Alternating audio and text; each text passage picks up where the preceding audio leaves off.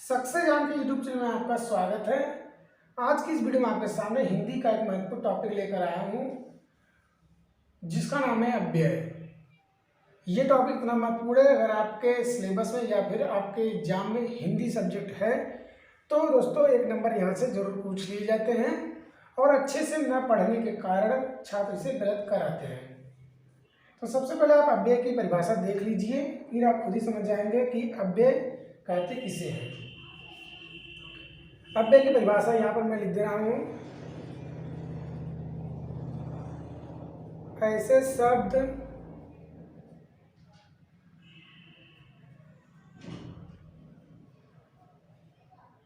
जिनमें लिंग, वचन, पुरुष,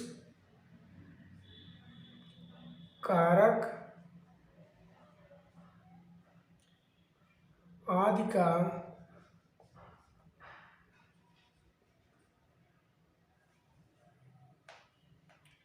के कारण कोई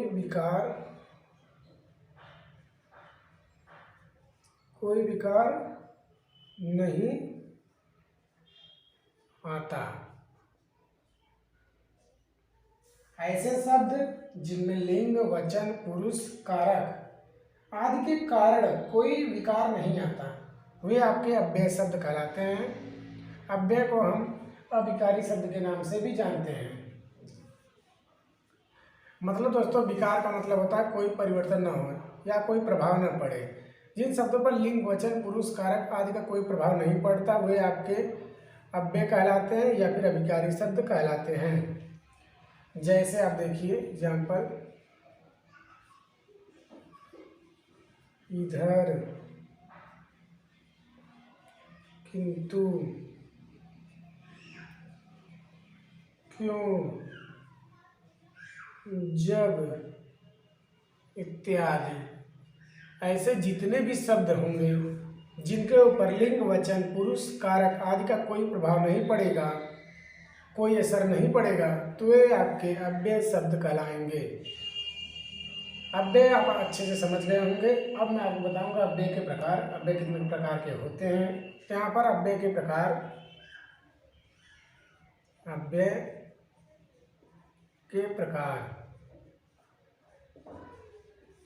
अव्यय के प्रकार तो आपको बता दें,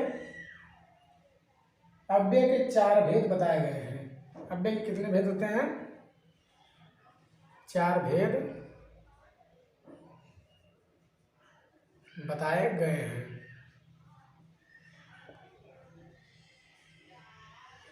पहला आपका है क्रिया विशेषण अव्यय। पहला आपका क्या है? क्रिया विशेषण। एक एक करके आप देखिए। तो क्रिया विशेषण अव्यय का मतलब होता है दोस्तों जो शब्द क्रिया की विशेषता बतलाए। ऐसे शब्द या ऐसे अव्यय शब्द जो क्रिया की विशेषता बतलाएंगे वे आपके क्रिया विशेषण अव्यय कहलाएंगे। ऐसे शब्द जो क्रिया की विशेषता बताएं उन्हें हम क्रिया विशेषण अव्यय कहेंगे। जैसे आप देखिए,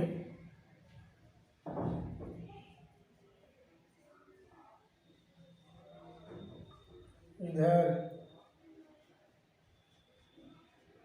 उधर, यहाँ, वहाँ, दाएं, बाएं, ये आपके क्रिया विशेषण अव्यय के अंतर्गत आएंगे। और क्रिया विशेषण अव्यय के भी 4 प्रकार होते हैं। पहला आपका होता है स्थानवाचक,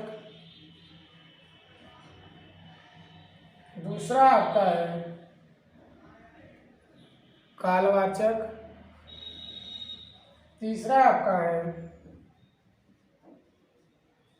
परिमाणवाचक और चौथा आपका है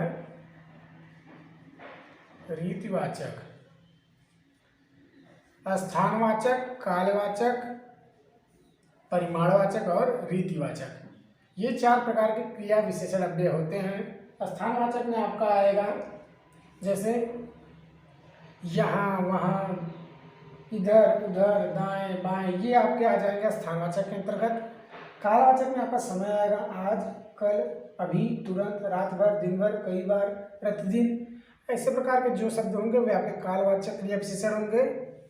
परिमाणवाचक आप समझिए बहुत, खूब, अत्यंत, अधिक, इतना, उतना, थोड़ा थोड़ा, ऐसे जितने भी शब्द होंगे वे आपके क्रिया विशेषण के अंतर्गत आएंगे, परिमाणवाचक क्रिया विशेषण के अंतर्गत आएंगे। और चौथा आपका रीतिवाचक, इसका एग्जाम्पल आप समझिए जैसे ऐसे, वैसे, कैसे, धीरे, अचानक, आवश्यक, इसलिए, ये आपके रीतिवाचक के अंतर्गत आएंगे। वैसे आपके प्रकार के बारे में नहीं पूछा जाता, आपसे डायरेक्ट पूछ लिया जाता है शब्दों में किस प्रकार का अव्यय का प्रयोग हुआ है या ये सब किस प्रकार के अव्यय हैं, तो आपका उत्तर हो जाएगा क्रिया विशेषण अव्यय। तो क्रिया विशेषण अव्यय आप समझ गए होंगे। आइए देखते हैं अव्यय के दूसरे प्रकार को। दूसरा आपका है संबंध बोधक अव्यय। दूसरा आपका क्या है?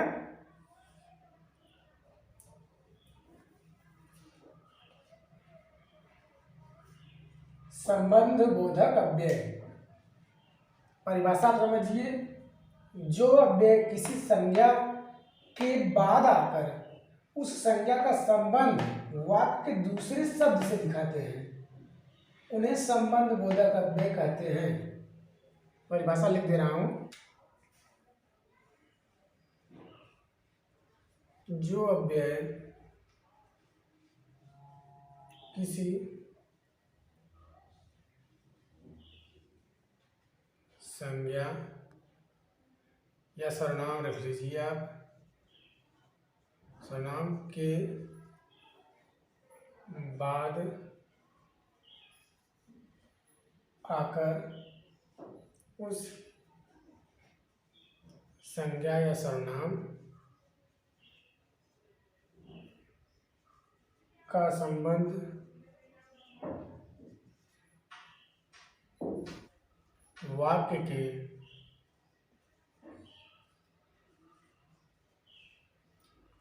दूसरे शब्द से दिखाते हैं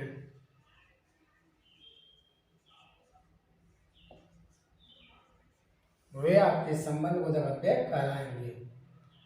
जो अव्यय किसी संज्ञा सर्वनाम के बाद आकर उस संज्ञा सर्वनाम का संबंध वाक्य के दूसरे शब्द से दिखाते हैं वे आपके कहलाएंगे संबंध बोधक अव्यय। जैसे एग्जाम्पल आप देखिए, जैसे देखिए वह दिन भर काम करता रहा। वह दिन भर काम करता रहा। यहाँ पर आप देखिए संज्ञा सर्वनाम के बाद आकर उस संज्ञा सर्वनाम का संबंध दूसरे शब्दों के साथ दिखा रहा है। ये देखिए आप दिन भर इसके साथ संबंध दिखा रहा है, तो आपका ये संबंध बोधक अव्यय होगा।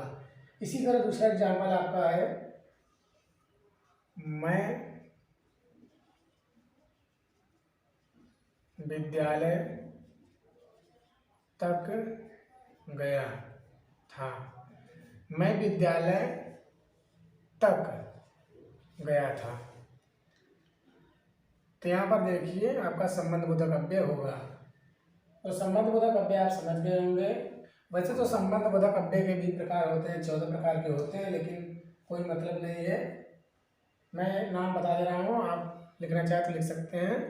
पहला आपका स्थानवाचक होता है, दूसरा दिशावाचक, तीसरा कालवाचक, चौथा आपका साधनवाचक, पांचवा आपका हो जाएगा उद्देश्यवाचक, छठा आपका हो जाएगा व्यक्तिरेखवाचक, इसी तरह विनिमयवाचक, सादृश्यवाचक, विरोधवाचक, साचरवाचक, विषयवाचक, संग्रहवाचक, तुलनावाचक, कारणवाचक। लेकिन कोई मतलब इसका है नहीं, आप सिर्फ संबंध बोधक अव्यय समझिए, प्रकार नहीं पूछता। आइए देखते हैं तीसरा समुच्चय बोधक अव्यय। तीसरा आपका है समुच्चय बोधक अव्यय। तीसरा क्या है? समुच्चय बोधक अव्यय। इसको आप समझिए, कंजक्शन इसकी इंग्लिश होती है। आप परिभाषा समझिए, आप समझ जाएंगे।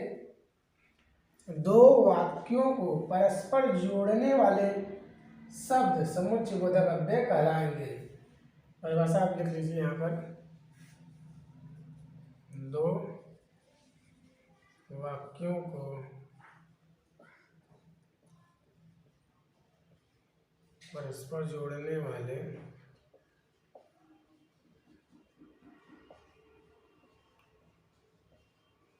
शब्द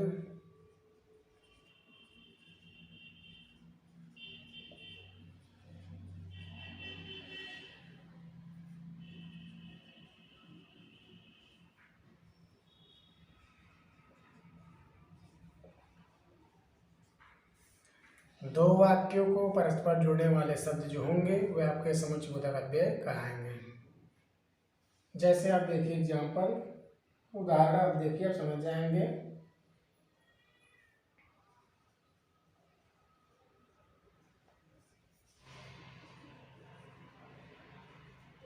सूरज निकला और पंछी बोलने लगे। सूरज निकला और पंछी बोलने लगे।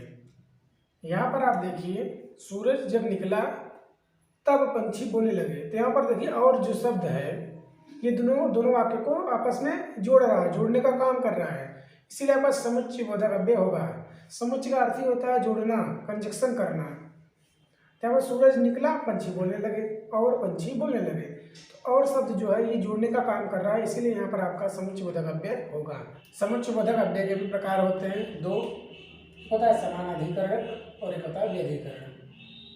यहाँ पर आप देखेंगे समानाधिकरण के भी 4 भेद होते हैं, कोई मतलब नहीं है। और व्यधिकरण के भी 4 भेद होते हैं, कोई मतलब नहीं है इनका। आप समुच्चय बोधक अव्यय समझिए।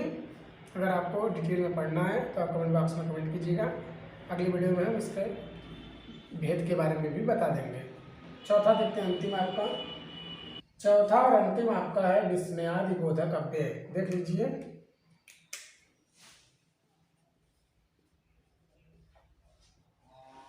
विस्मयादि बोधक अव्यय।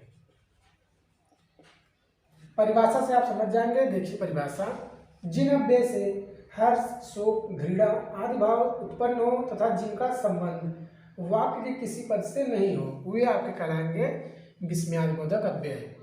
यहाँ पर मैं परिभाषा लिख दे रहा हूँ। ऐसे अव्यय शब्द जिनसे हर्ष, घृणा, शोक आदि भाव प्रकट या प्रकट हो तथा जिनका संबंध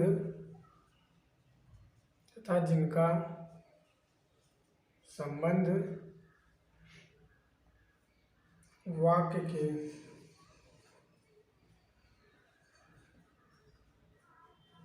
किसी पद से न हो।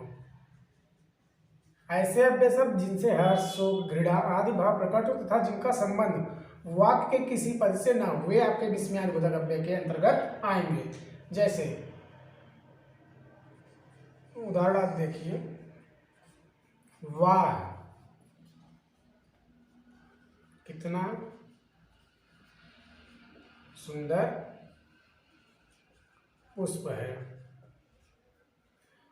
यहाँ पर देखिए वाह, इससे आपका हर्ष का भाव उत्पन्न हो रहा है इसके अंतर्गत। तो ये आपके विस्मयादिबोधक अव्यय के अंतर्गत आएंगे। इसी तरह अगर हो आपका प्रश्न, अरे वह गिर गया, यहाँ पर आप देखिए शोक, शोक का भाव उत्पन्न हो रहा है, अरे वह गिर गया। तो यहाँ पर आप देखिए आपका विस्मयादिबोधक अव्यय के अंतर्गत आएंगे। सबसे ये तरीका है दोस्तों, विस्मयादिबोधक अव्यय का चिन्ह जो होता है, इस तरह के शब्दों के बाद इस तरह का चिन्ह का प्रयोग हुआ रहेगा तो आपका वह विस्मयादिबोधक अव्यय के अंतर्गत आएगा। कोई भी वाक्य दिया रहेगा उसके बाद ये सिंबल जरूर लगा होगा, उस वाक्य में कहीं न कहीं जरूर लगा होगा, तो आप अच्छे से पकड़ लेंगे कि इस वाक्य में विस्मयादिबोधक अव्यय है।